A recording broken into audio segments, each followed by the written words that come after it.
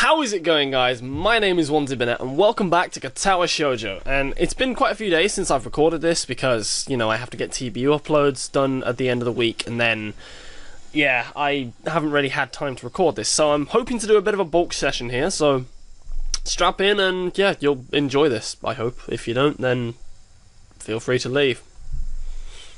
God damn it.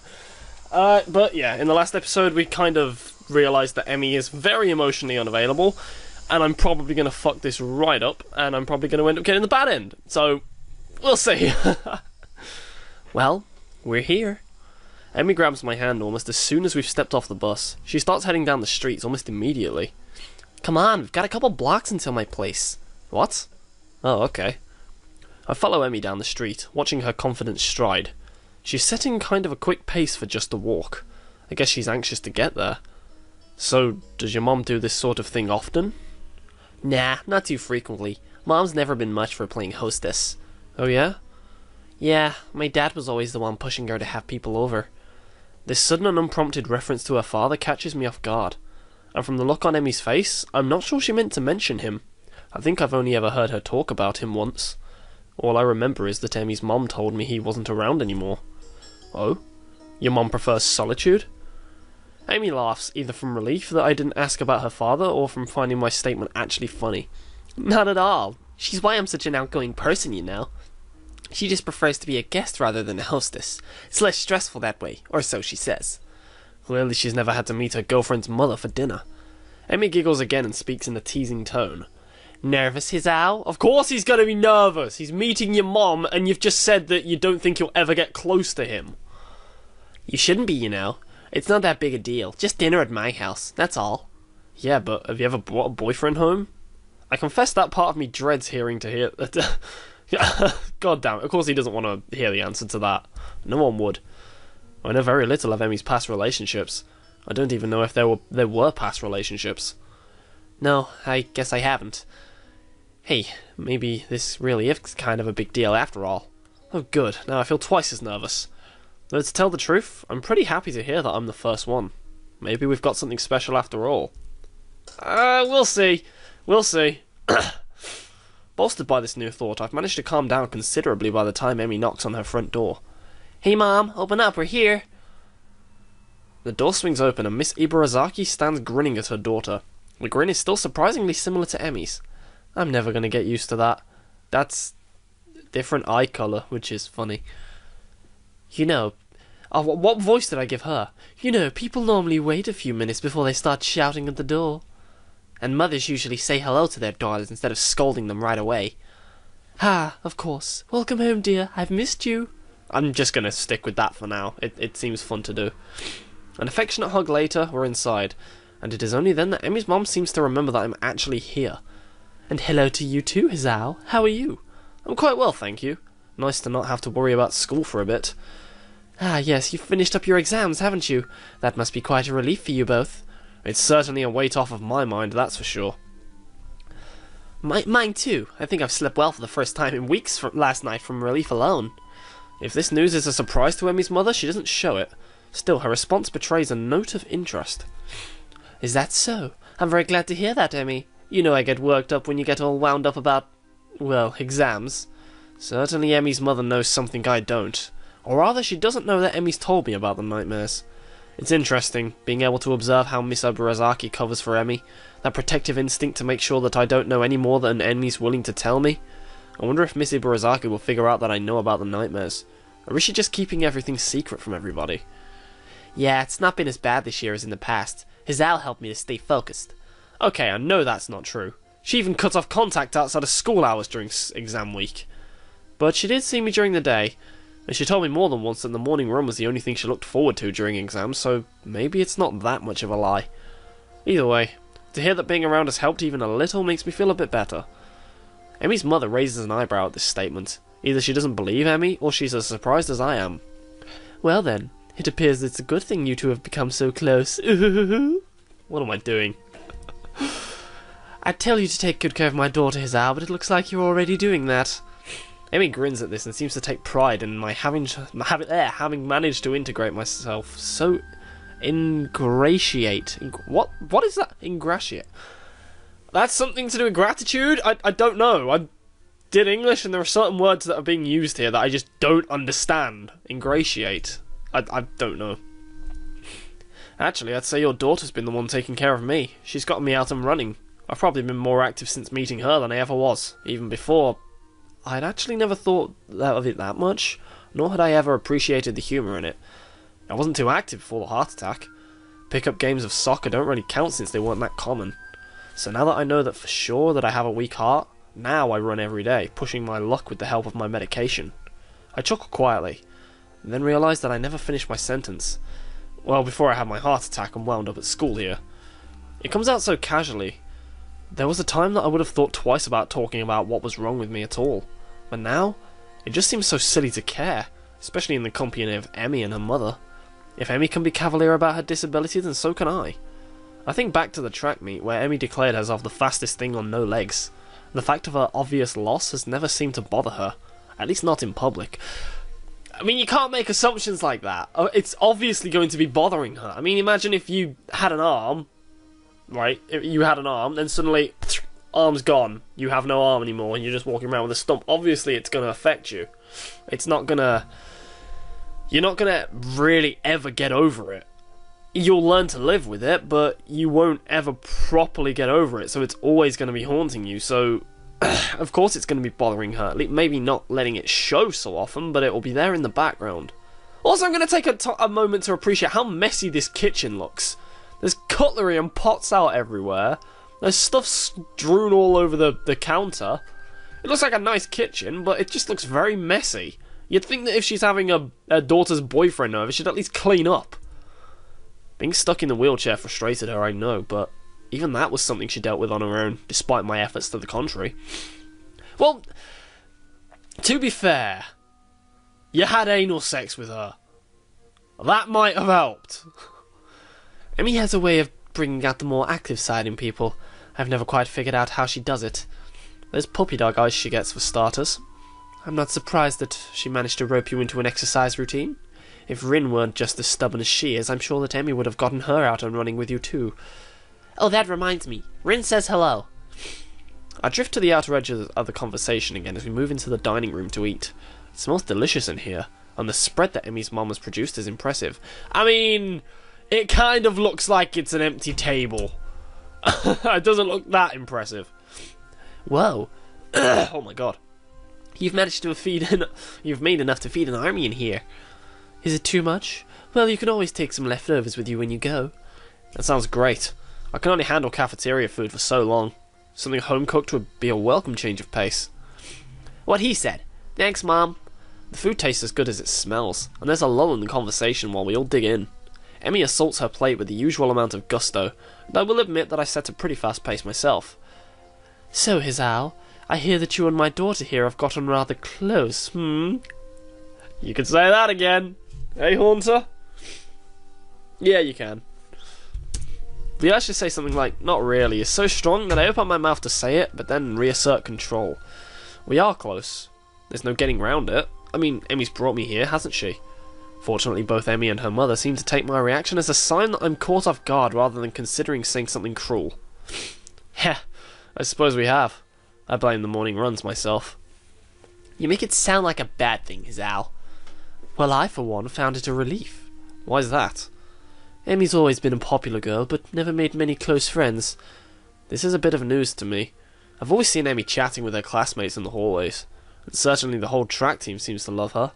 But it is true that she chooses to isolate herself during lunch with me and Rin. Not exactly the sort of behaviour one expects from a popular girl, after all. Then again, I've experienced her unwillingness to get close firsthand, so I can't say that I'm surprised. I was beginning to have my doubts. Emmy rolls her eyes to the ceiling and grumbles something that I can't quite make out. Is that why she wants to date you, HISAO? Because she wants to make Mommy proud. It's like mommy issues. Huh? What? What's that you just said? Nothing. Missy Burazaki chokes on a drink with laughter. You've been hanging out with the nurse too long, Emmy. I'm going to have to talk to him about corrupting my daughter. Now that's rude! Somehow I don't think that would be very effective. I learned most of it from you anyway, not the nurse. Don't listen to her, HISAO. She's a born liar. That face that Emmy has, she's like, hello there. Oh my god. Yeah, right. Oh, I don't know, Emmy. I think your mother has a point. What? You traitor. You're supposed to take my side in this. Yeah, but he did lie about your leg after the Ow! A kick in the shins from an unmistakably plastic foot cuts me. It's obviously plastic, what you say? But not before Miss Iburazaki eyebrows shoot upwards. What about your leg? It wasn't a big deal. That's all, I was just, in a wheelchair for a bit. The last few mumbled words are quickly deciphered by Emmy's mother. I suspect she has experience with this sort of thing, and a worried frown appears on her face. So that's why he kept dodging my calls. You have him on cell? It's like Professor Oak and Ash's mum all over again. Oh, Emmy, I know how much you hate being in a wheelchair. No wonder you've been in such a mood lately. Yeah, she's much happier on her feet, so to speak. Well, of course. She spent enough time in a chair just after the accident. She didn't get prosthetics immediately? No, she had to finish healing up before they'd let her start the sort of therapy you've got to go through to adjust to those things. Especially since she wanted to run on them. I had no idea. Yeah, it sucked. Oh, did you see Rin's mural at the festival? Amy's sudden change of topic makes me realise belatedly that she's been fidgeting the whole time from her mother and I have been talking. I should have figured on her being a little skittish when it comes to talking about the accident, even around her mother. No, I didn't make it out to the festival, remember? Although I caught a glimpse of it at your trap meet, it seemed pretty weird to me. I think that's more or less what she was going for. She talked a lot about it being dreamlike, or at least trying to make it dreamlike. Rin's art is one of those things I don't think I'll ever understand. That's not surprising. I don't think Rin expects to be understood. I understand her! I don't really, but, I mean, she's Rin, so she's funny, and she makes me able to do an accent that I enjoy doing. My name is Rin. So anyway, welcome back, guys. Let's just not do it. I don't think I'll ever do that accent ever again outside of this series, but it's fun. She told me once that art allows people to understand stuff they wouldn't understand otherwise, but all the same, she doesn't think it actually works that way. I'm surprised that Emmy's talked about this with Rin extensively enough to actually have Rin's opinion, such as it is. Although I expect that Rin could not, if she were so inclined, say the same thing about Emmy's. Unless, of course, Emmy is purposely keeping me in the dark about everything, which is likely, but unpleasant to think about. I drift down this unpleasant train of thought for a while, losing track of the conversation. Hey, Emmy, I've been meaning to ask. Huh? Are you going to visit your father this year? Ooh. From the way she says it, you'd think Emmy's mother was talking about the weather. From the way Emmy reacts, it's clearly not the weather they're talking about. She flinches with a slight jerk of the head backwards, as if she's just been slapped in the face. More like a punch in the stomach, just like... Ooh. It's not moving. There we are. Can we talk about this later? Her voice sounds so brittle, strained, as if she's been severely shaken by the question. It seems that Miss Iburazaki misjudged just how close Emmy and I are. Some things, it seems, are best not conversed about with me around. Her father is one of these things. The accident that took her legs is probably another one of those things, if her reaction to the earlier conversation between her mother and myself is any indication. It doesn't take Emmy's mother long to realise she's screwed up. Of course we can, dear. I'm sorry to bring it up. I just wanted to ask so that I can make plans. It's fine, don't worry about it. Emmy fidgets nervously, as if embarrassed by her own reaction. I confess that her reaction is confusing. She only just mentioned her father to me earlier today, less than a few hours ago even.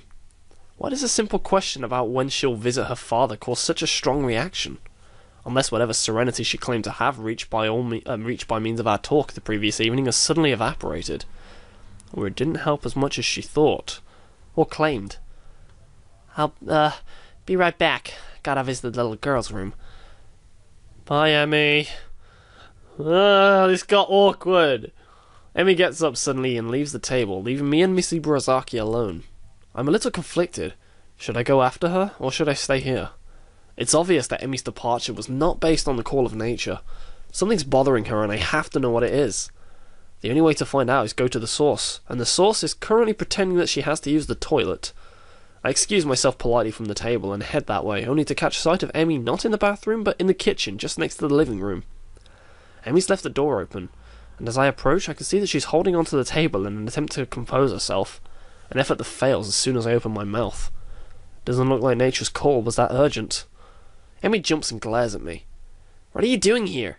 I didn't come here to be with other people. I just wanted to help you. You looked pretty rattled. I said it was nothing, didn't I? And besides, I thought we established that you can't help me. No, we'd established that you're stubborn. Look who's talking, the guy who followed me. This is different. I want to help you with whatever this is. Funny, because I just want you to leave me alone. But why? Why can't you just trust me? We've been over this already, HISAO. I've got to deal with this stuff on my own. I won't accept that. You need my help, you just won't take it. My wording seems to have been a little off. Need? I need your help? Well, it's a good thing we met, isn't it? Because otherwise I guess I'd just be a broken human being, wouldn't I? No. It's a damn good thing that HISAO came along to save the day, isn't it? Because God knows I can't save myself, can I?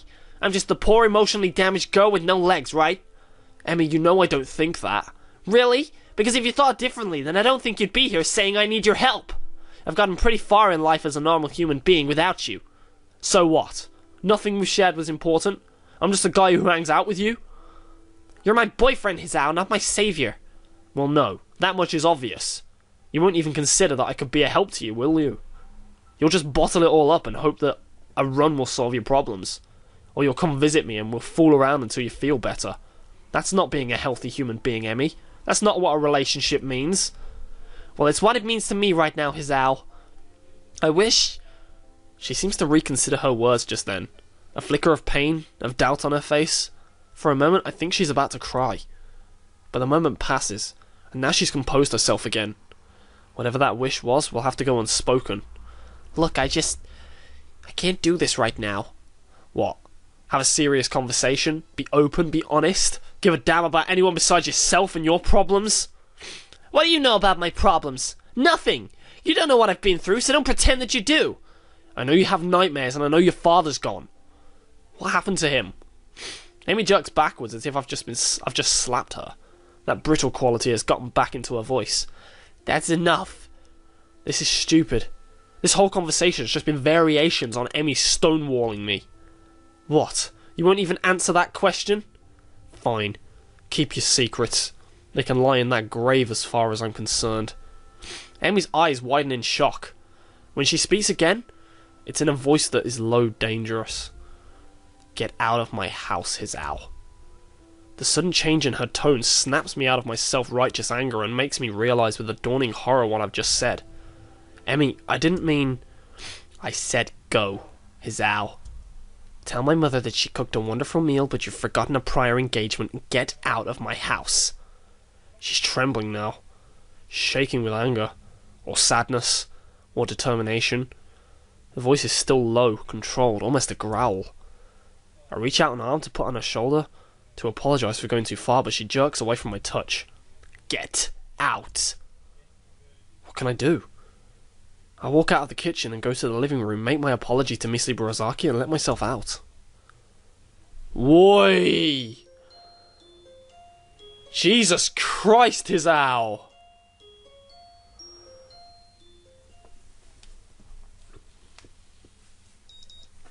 To quote the infamous CG, HISAO, you're such a cunt! What the fuck?